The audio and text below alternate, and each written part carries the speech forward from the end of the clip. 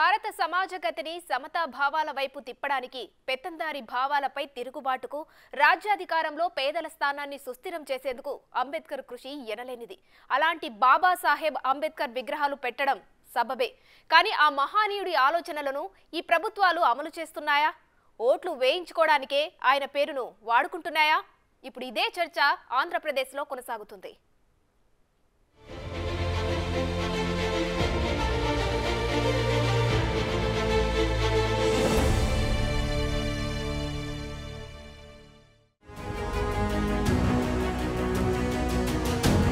అణగారిన వర్గాలకు చదువుల్ని చేరువ చేసిన మహనీయుడు డాక్టర్ బిఆర్ అంబేద్కర్. అంటరానితనం, ఆధిపత్య భావజాలంపై తిరుగుబాటు చేసిన వ్యక్తి, సమసమాజ భావాలకు నిలువెత్తు రూపంగా కొనియాడబడ్డారు. రాజ్యాంగ హక్కుల ద్వారా నిరంతరం బేదాబిక్కి జనాల్ని కాపాడిన మహాశక్తి. ప్రతి వాడలో ఉన్న ఆయన విగ్రహం అణగారిన వర్గాలకి నిరంతరం ధైర్యాన్ని, అండని ప్రసాదించింది. అలాగే ఎన్నో ఉద్యమాలకు ప్రేరణ ఇచ్చింది. దళితులతో పాటు కులాలు, మతాలకు అతీతంగా పేదలందరి జీవితాల్లో వచ్చిన అనేక మార్పులకు మూల కారణం డాక్టర్ బాబాసాహెబ్ అంబేద్కర్ భావాలే. ప్రపంచ మేధావిగా గుర్తింపు పొందిన అరుదైన భారతీయుడు బిఆర్ అంబేద్కర్. దళితులు, ఆదివాసీలు, మహిళలు, ఇతర అణగారిన వర్గాలకు ఆయన ఒక ధైర్య వచనం. అందుకే బడుగు బలహీన వర్గాలన్నీ ఆయన భావాల్ని నమ్మిన వారికే అండగా నిలుస్తారు. సరిగ్గా ఇదే కారణంతో రాజకీయ నేతలు అంబేద్కర్ వైపు చూస్తున్నారు అనడంలో ఎలాంటి సందేహం లేదు. నిజానికి భారతదేశంలో అత్యధిక జనాభా ఉంది బీసీ, ఎస్సీ వర్గాలే. అయితే వారిని అగ్రవర్ణాలతో పాటు నిలబడేలా చేయడంలో అంబేద్కర్ ఎంతో కృషి చేశారు. ఎవరు ఏ పార్టీ అధికారంలోకి రావాలన్నా వారి ఓట్లే కీలకం కూడా. అందుకే అంబేద్కర్ తీవ్రంగా వ్యతిరేకించిన హిందూ భావజాలం, ఆ భావజాలాన్ని భుజానెత్తుకు తిరిగే బీజేపీ పార్టీ కూడా అంబేద్కర్ బొమ్మను పెట్టుకునే పరిస్థితి వచ్చింది. ఇక వైసీపీకి ముందు తెలుగుదేశం పార్టీ అధికారంలో ఉన్నప్పుడు అంబేద్కర్ 150 అడుగుల విగ్రహాన్ని ఉమ్మడి రాష్ట్ర సచివాలయం ముందు నిలపాలని నాటి ముఖ్యమంత్రి చంద్రబాబుపై ఆంధ్రప్రదేశ్ దళిత మహాసభ పోరాటం చేసింది. 40 రోజులు సచివాలయం ముందు ధర్నా కూడా చేశారు. దానికి అంబేద్కర్ యువజన సంఘాలు, ప్రజా సంఘాలు, అన్ని పార్టీలు సపోర్ట్ చేశాయి. కానీ చంద్రబాబు అంబేద్కర్ విగ్రహానికి బదులు మహాత్మాగాంధీ విగ్రహాన్ని ప్రతిష్ఠించారు. అయితే తర్వాత ఎన్నికల్లో టీడీపీ అందుకే ఓటమి పాలైందా అంటే ఖచ్చితంగా కాదు.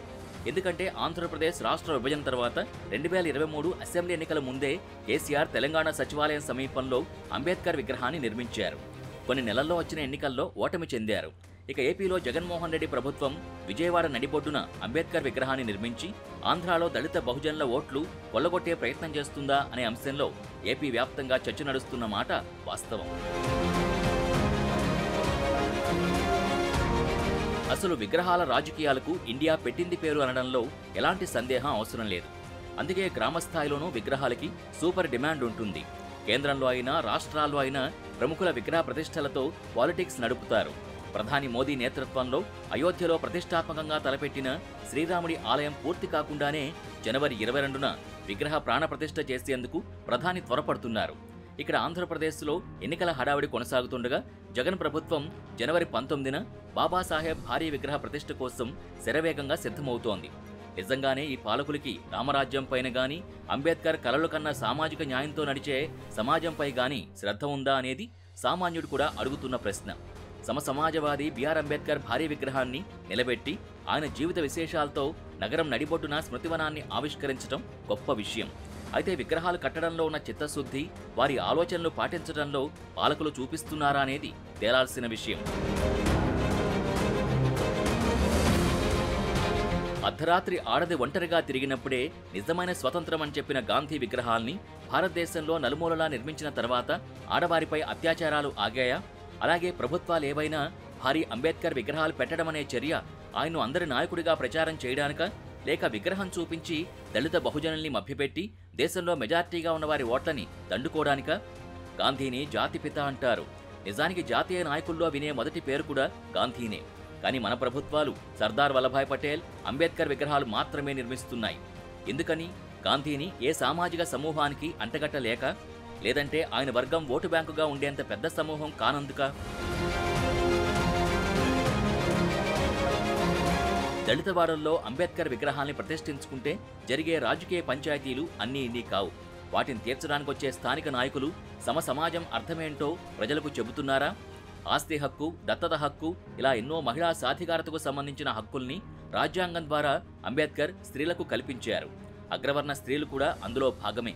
మరి ఆ స్త్రీలందరికీ చేరేలా అంబేద్కర్ వారికి చేసిన గొప్ప మేళ్లని ఈ ప్రభుత్వాలు ప్రచారం చేస్తున్నాయా? అంబేద్కర్ రాసిన పరిశోధనా గ్రంథం the problem of the rupee పైన ఆధారపడే ఈ దేశ ఆర్థిక పరిపుష్టికి దోహదం చేసిన రిజర్వ్ బ్యాంకు రూపకల్పన జరిగింది. ఆయన హిల్టన్ యంగ్ కమిషన్కు సమర్పించిన సిద్ధాంతం వల్లనే సెంట్రల్ బ్యాంకు సైతం ఏర్పడింది. ఈ దేశ సనాతన స్త్రీలు ఆ మతం విధించిన ఆంక్షల సంఖ్యల నుంచి బయటపడి ఆస్తి హక్కు, వేతన ప్రసూతి సెలవు వంటి అనేక ప్రత్యేక హక్కులతో సమాన వేతనాలతో జీవిస్తున్నారంటే అందుకు అంబేద్కర్ రూపొందించిన హిందూ కోడ్ బిల్లే కారణం. అలా ఆయన ఈ దేశంలో కులమతాలకు అతీతంగా కృషి చేశారు. మరి ఈ అంశాల్ని ఏ స్థాయిలో ప్రభుత్వాలు ప్రచారం చేస్తున్నాయి? ఆంధ్రప్రదేశ్లో దళితులు వైసీపీని భారీ మెజార్టీతో గెలిపించారన్నది నిర్వివాదాంశం.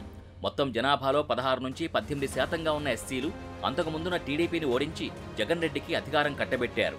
ఆయన ప్రమాణ స్వీకారానికి గంట ముందు రాజమండ్రి సమీపంలో సింగంపల్లి గ్రామంలో 2 మామిడికాయలు కోసుకున్నందుకు బిక్కి శ్రీను అనే దళితుణ్ణి ఆ పొలం సొంతదారు పంచాయతీ ఆఫీసులో ఉరేసి చంపారు. ముఖ్యమంత్రి ప్రమాణ స్వీకారం చేసినప్పటి నుంచి పథకాలతో ప్రజల్ని ఆకర్షించడమే కానీ దళితులపై అత్యాచారాలు జరుగుతున్నాయని ప్రతిపక్షాలు ఉద్యమాలు చేస్తుంటే తిరిగి వారి పాలనలో జరిగిన దళిత దాడుల గురించి ప్రశ్నించడమే గాని దళితులపై దాడుల్ని నియంత్రించడంలో ఎలాంటి చట్టాలు రూపొందించారు? ఇక దేశవ్యాప్తంగా జరుగుతున్న దళిత స్త్రీలపై అత్యాచారాలు, గ్యాంగ్ రేపులు లెక్క పెడితే ఎన్నెన్నో. దళిత యువకుల నోళ్లలో మూత్రం పోయడాలు, దళిత అధికారుల హత్యలు కొనసాగుతూనే ఉన్నాయి. అంబేద్కర్ విగ్రహాలు కట్టడం ద్వారా ఆ సమూహాల ఉద్వేగాల్ని రెచ్చగొట్టి వారి సామాజిక, ఆర్థిక, రాజకీయ హక్కుల్ని ప్రభుత్వాలు పక్కా ప్రణాళికతో ఎలా హైజాక్ చేస్తున్నాయో ఈ విగ్రహ రాజకీయాలు తేటతెల్లం చేస్తున్నాయి. ఏ ప్రభుత్వం నెగ్గినా దళితుల్ని ఓటు బ్యాంకుగా వాడుకోవడమే పరమావధిగా ప్రకటనలు చేస్తున్నాయి గాని అంబేద్కర్ ఆశయాల్ని అమలు చేయడంలో మాత్రం ఎలాంటి చట్టాలు చేయవు.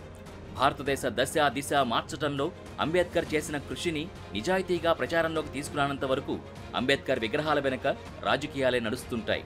దేశంలోని మైనార్టీలు, అణిచివేయబడ్డ వర్గాలకు న్యాయం చేయకుండా విగ్రహాల్ని చూపిస్తూ ప్రభుత్వాలు ఓట్లు దండుకుంటున్నాయని ప్రజలు తెలుసుకునే రోజు వచ్చినప్పుడు నిజంగా నేతలు విగ్రహాలు పెడతారా? విగ్రహాలున్నా లేకున్నా ఆ మహానుభావుడి ఆకాశమంతటి వ్యక్తిత్వం దేశ సామాజిక, ఆర్థిక, రాజకీయ, మహిళా చరిత్రను మార్చేలా దాదాపు 100 ఏళ్ల క్రితమే ఆయన వ్యక్తం చేసిన భావాలు కలకాలం మన దేశాన్ని ప్రభావితం చేస్తూనే ఉంటాయి. అందుకే ఆయన భావాల పట్ల అచంచల విశ్వాసంతో, బాధ్యతతో అందరూ నడుచుకోవాల్సి ఉంది.